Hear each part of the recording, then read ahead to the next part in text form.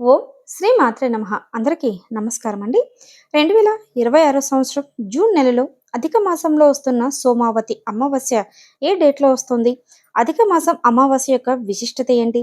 ఆ రోజున ఉన్న తిథి సమయాలు, అమావాస్య పరిహారాలు, సోమావతి అమావాస్య యొక్క వ్రతకథ, ఇంకా కాలసర్పదోషం, జాతకంలోని చెడు గ్రహాల ప్రభావాలను తొలగించే అత్యంత శక్తివంతమైన అమావాస్య గురించి ఇవాల్టి వీడియోలో వివరంగా తెలుసుకుందామండి.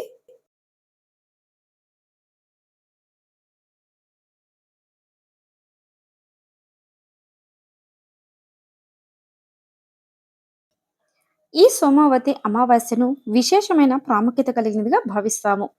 ఈ సోమావతి అమావాస్య అధిక మాసంలో రావడం వల్ల దీనికి అనేక రెట్లు ప్రాముఖ్యత అయితే ఇంకా పెరుగుతుందండి. సోమావతి అమావాస్య రోజున శివ పార్వతులను సరైన ఆచారాలతో పూజించడం వల్ల వైవాహిక జీవితంలో ఆనందం, వ్యక్తిగత జీవితం మెరుగుపడుతుందని పండితులు చెబుతూ ఉంటారండి.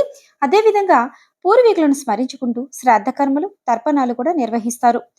ఇటువంటి పవిత్రమైనటువంటి ఈ అమావాస్య సమయంలో నైవేద్య స్నానం ఆచరించి తపస్సు చేయడం, ధార్మికమైనటువంటి కార్యక్రమాలు నిర్వహించడం వల్ల కూడా ఎంతో పుణ్యం లభిస్తుందట. ఇంతటి విశిష్టమైనటువంటి ఈ సోమవతి అమావాస్య ఏ డేట్లో వస్తుంది, ఆ రోజున ఉన్నటువంటి తిథి సమయాలు, ఇవన్నీ కూడా ఇప్పుడు తెలుసుకుందామండి. 2026 సంవత్సరం జూన్ 14వ తేదీ ఆదివారం రోజు మధ్యాహ్నం 12 గంటల 20 నిమిషంలకు అమావాస్య తిథి ప్రారంభమై జూన్ 15వ తేదీ సోమవారం రోజు ఉదయం 8 గంటల 24 నిమిషంలకు ముగుస్తుందండి. ఉదయం తిథి ప్రకారం జూన్ 15వ తేదీన సోమవారం రోజున సోమవతి అమావాస్య అన్నది జరుపుకోనున్నారు. సోమవతి అమావాస్య యొక్క పూజ విధానం గురించి తెలుసుకుంటే, ఈ రోజున బ్రహ్మ ముహూర్తము అంటే తెల్లవారుజామున లేచి పవిత్రమైనటువంటి నది స్నానం చేయాలి అండి. ఒకవేళ మీకు నది స్నానం చేసుకోవడానికి ఎటువంటి వీలు లేకపోతే ఇంట్లోనే కూడా కొద్దిగా గంగా జలం వేసుకొని స్నానం చేసుకోవాలి. ఆ తరువాత మనం ఈరోజు ముఖ్యంగా పూజించాల్సింది వచ్చేసి పరమశివుణ్ణి అండి.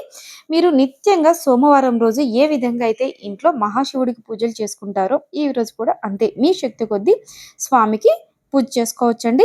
కంపల్సరిగా స్వామికి ఇష్టమైనది అభిషేకం.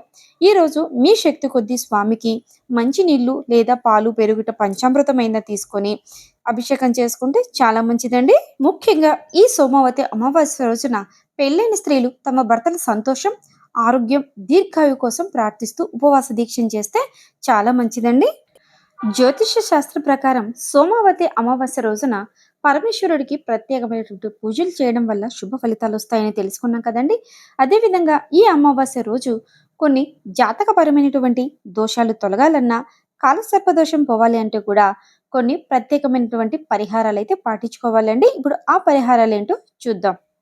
ఈ రోజున రావి చెట్టును పూజించడం, దాని చుట్టూ ప్రదక్షిణలు చేయడం వల్ల విశేషమైనటువంటి ఫలితం అయితే దక్కుతుందండి.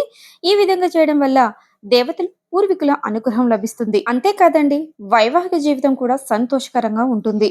ఈ రోజున బ్రహ్మ ముహూర్తంలో నిద్ర లేచి శివ పార్వతులను పూజించుకోవాలండి. ఆ తర్వాత శివలింగానికి నీరు, పాలు, బిల్వ పత్రాలతో పూజించుకోవాలి. ఈ విధంగా శివలింగానికి బిల్వపత్ర పూజ చేసుకోవడం వల్ల కాలసర్పదోష నివారణ, ఇంకా జాతకంలోని గ్రహాల యొక్క చెడు ప్రభావం కూడా తగ్గుతుందండి. సోమావతి అమావాస్య రోజున ముఖ్యంగా నల్ల నువ్వులకి ఎంతో ప్రాముఖ్యత ఉంటుందండి. ఈ రోజున మనం పూర్వీకులను స్మరించుకుంటూ ఉదయం స్నానం ఆచరించిన తర్వాత నీళ్ళల్లో కలిపిన నువ్వులను పూర్వీకులకు సమర్పించుకోవాలండి. ఇదే విధంగా నువ్వులను దానం చేయడం కూడా ఈ రోజు చాలా మంచిది. ఈ విధంగా చేస్తే అనేక పాపాల నుంచి కూడా ఉపశమనం లభిస్తుందట. సోమావతి అమావాస్య రోజున శ్రీ మహావిష్ణువుకు ఎంతో ఇష్టమైనటువంటి తులసి చెట్టును పూజించడం కూడా చాలా మంచిదండి.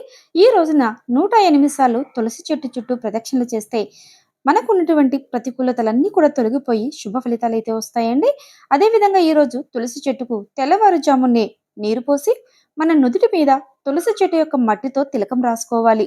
సాయంత్రం పూట తులసి పూజ చేసి నెయ్యి దీపం వెలిగించుకోవాలండి. ఈ విధంగా చేస్తే విశేషమైనటువంటి శుభ ఫలితాలు అయితే దక్కుతాయి. సోమావతి అమావాస్య రోజున మీ ఇళ్లలో ఉన్నటువంటి ప్రతికూల శక్తులు తొలగించుకోవాలంటే మీ శక్తి సామర్థ్యాల మేరకు ఈ రోజున దానాలు, ధర్మాలు చేయాలండి. ముఖ్యంగా ఆకలితో ఉన్న వాళ్ళకి అన్నదానం చేయడం చాలా విశేషమైనటువంటిది. ఒకవేళ మీకు అన్నదానం చేయడానికి కుదరకపోతే వాళ్ళకి ఆ రోజు ఇంట్లో వండుకోవడానికి ఏదైనా కూరగాయలు కానీ, బియ్యం కానీ ఇలాంటివి కూడా దానం చేయవచ్చు. అదే విధంగా ఈ రోజు చెప్పులను కూడా దానం చేసుకోవచ్చండి. ఇంకా అమావాస్య రోజున సాయంత్రం ఒక అర లీటర్ నీటిలో ఒక 50 గ్రాముల వరకు ఉప్పు వేసి ఇల్లంతా శుభ్రం చేసుకోవాలి. ఈ విధంగా చేయడం వల్ల మన ఇంట్లో ఉన్నటువంటి నెగటివ్ ఎనర్జీ అంతా కూడా తొలగిపోతుంది. ఈ రోజున నల్ల చీమలకు పంచదార కలిపిన పిండిని తినిపించడం వల్ల జీవితంలోని కష్టాలన్నీ కూడా తొలగిపోయి కుటుంబంలో ఐక్యత పెరుగుతుందండి. అంతేకాదు ఈ పరిహారాన్ని చేయడం వల్ల సకల పాపాలన్నీ తొలగిపోయి కోరికలన్నీ కూడా నెరవేరుతాయి. అదేవిధంగా నిరుద్యోగులు ఈ పరిహారం చేస్తే త్వరలోనే మంచి ఉద్యోగం పొందే అవకాశం అయితే ఉందండి. సోమవతి అమావాస్య రోజున సాయంత్రం పూట దీపాలు వెలిగించడం చాలా మంచిదండి. దేవాలయాల్లో కానీ లేదా నదీ తీరాలలో రావి చెట్టు కింద దీపాలు వెలిగించే ఈ సంప్రదాయం మనకు ఎప్పటి నుంచో ఉంది. ముఖ్యంగా సాయంకాలం సంధ్యా సమయంలో ఈశాన్య దిక్కులో ఆవు నెయ్యితో దీపం వెలిగించుకోవాలి. ఈ విధంగా చేయడం వల్ల మీ పూర్వీకుల పట్ల గౌరవాన్ని వ్యక్తపరిచినట్లు అవుతుందండి. అంతేకాదు మీ ఆదాయం పెరిగే అవకాశం కూడా ఉంటుంది. 2026 సంవత్సరం అధిక జ్యేష్ఠ మాసంలో వస్తున్నటువంటి సోమావతి అమావాస్య గురించి పూర్తి వివరంగా తెలుసుకున్నారు కదండి. ఈ వీడియో మీకు నచ్చినట్లయితే లైక్ చేయండి, షేర్ చేయండి, కామెంట్ చేయండి. నెక్స్ట్ మరొక యూస్ఫుల్ వీడియోతో మీ ముందుకు వస్తానండి. అంతవరకు సెలవు. ఓం నమ శివాయ.